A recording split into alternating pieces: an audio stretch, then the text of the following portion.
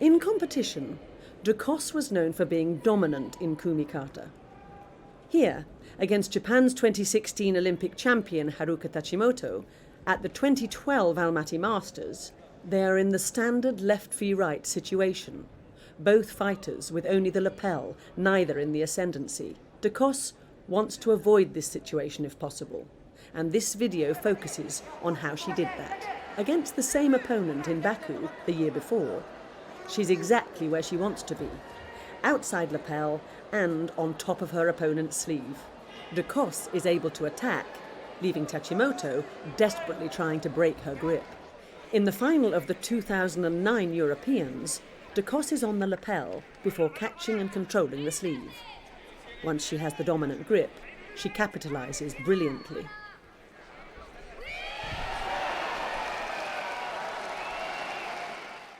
Tichert of Germany fights to break her sleeve grip, but she can't. And as she is focused on that, de Kos attacks.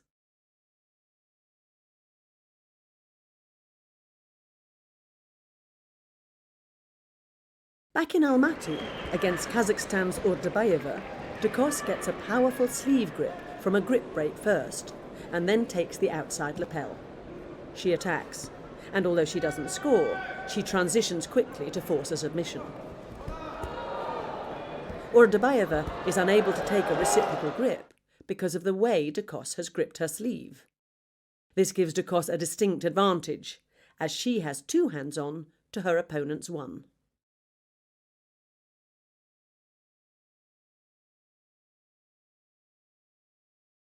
These next three examples are all in Paris.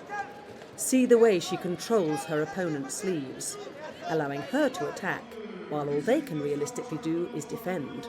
She is in charge and can wait for the perfect moment. Staying active and positive, even if she doesn't score, her opponents will eventually be penalised for passivity. At the Worlds, she brings the home crowd to their feet, taking the dominant grip to enable this spectacular throw on Russia's Gubardova. And again, this time on Brazil's World Masters champion, Maria Portela. Portela attacks, and de Kos uses her superior grips to counter for an emphatic ippon. When on the inside lapel grip, de Kos circles her arm around to take an outside grip, freeing up her shoulder to the position that best enables her to attack. And again, circling her arm quickly to take her preferred lapel grip whilst holding on to the top of her opponent's sleeve, leaving Chen of China with only one hand on and de Kos ready to attack.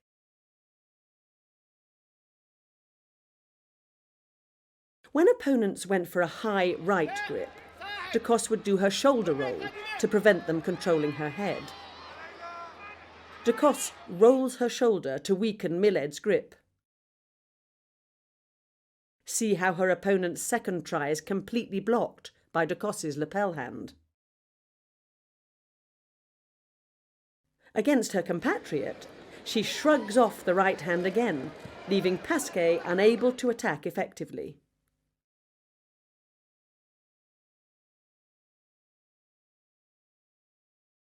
If her opponent catches her sleeve, she frees it with this grip break.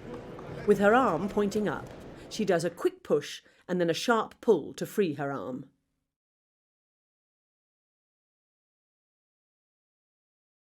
In these variations at the 2013 Rio World Championships, the push is small and fast, allowing her to stay active and in control. Against Tachimoto again, she never lets her opponent maintain her grips, breaking them off and staying on the move. See how forceful the pull is, and how far her arm travels backwards. Another way de Kos deals with an opponent taking her sleeve is to switch it around. By circling her arm to the top, taking a grip and pushing down, she reverses the grip and dominates their sleeve.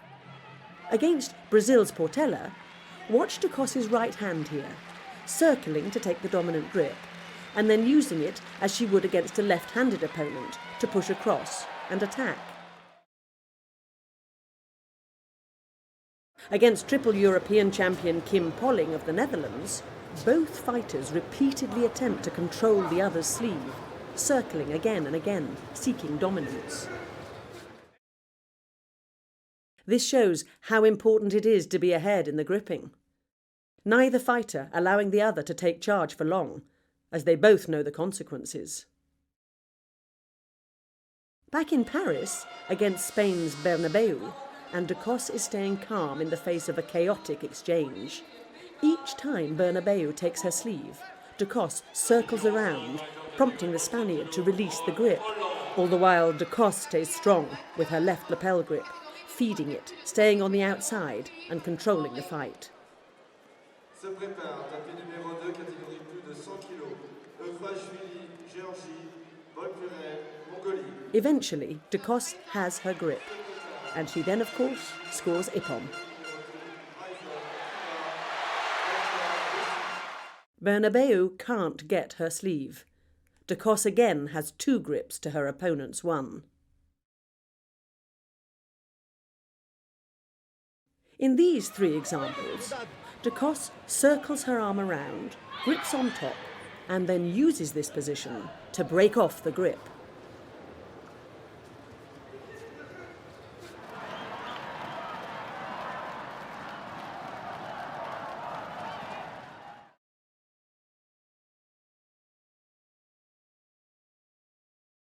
Here, Ducos's cross grip around the back.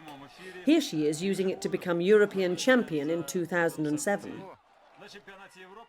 Bringing her opponent's outstretched right arm across her body, gripping around the back, and then attacking.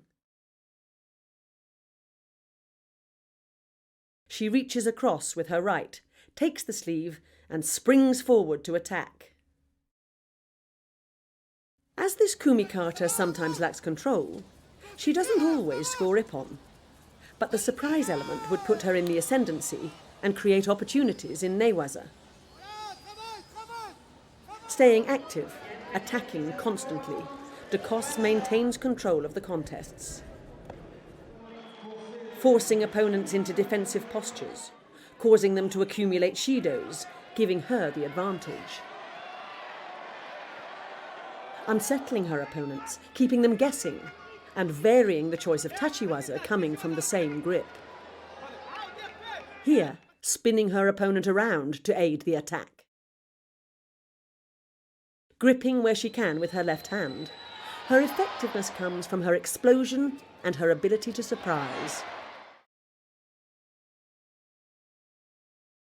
On her way to World Championship gold in Tokyo, she keeps home favourite Kunihara guessing, taking her to the ground in the semi-final.